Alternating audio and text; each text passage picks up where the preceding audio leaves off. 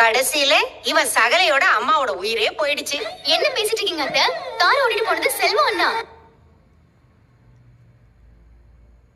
அந்த கவலையில இருக்கும். இப்ப கூட நீங்க இப்படி பேசிட்டு இருக்கீங்க. அதுவும் சரிதான். இந்த மாதிரி ஆக்சிடென்ட் ஆகி யாரோட உயிராது போனா கவலைப்பட்டுட்டு அத்தோட வந்துடணும். அதுதான் சரி. இவர் கூட உங்க அப்பாவை ஆக்சிடென்ட் பண்ணாரு. கவலைப்பட்டுட்டு அமைதியா வந்திருந்தாருன்னா நீ இந்த வீட்டுக்கே வந்திருக்க மாட்ட. உன் குடும்பத்துக்கு பரிதாபப்பட்டு போனதுனால நீ எல்லாம் என் வீட்டுக்கு வந்து எனக்கு சரிசமமா பேசிக்கிட்டு இருக்க. அதையும் நானும் கேட்டுக்கிட்டு இருக்கேன். உங்களுக்கு நல்லா தெரியுதுலமா, உங்களுக்கு நல்லாவே பேச தெரியுதுமா. ஆனா நல்ல விதமா தான் பேச தெரியல.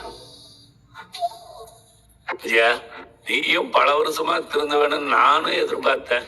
ஆனா நீ எப்பவுமே திருந்துற மாதிரி எனக்கு தெரியல. நான் வேலை நிமித்த முடியுமா? அந்த மாதிரிதான் நீயும். ஏன் சொல்ல மாட்டீங்க? இதுங்களால இந்த வீட்டுல எவ்வளவோ பிரச்சனைகள் வந்திருக்கு. அதெல்லாம் உங்க கண்ணுக்கு தெரியாது. இந்த விஷயம் இதோட முடிய போறது இல்ல. அந்த அருண் போலீஸ் வேற சும்மா இருப்பானா? இவனை ஒரு வழி பண்ண போறான்.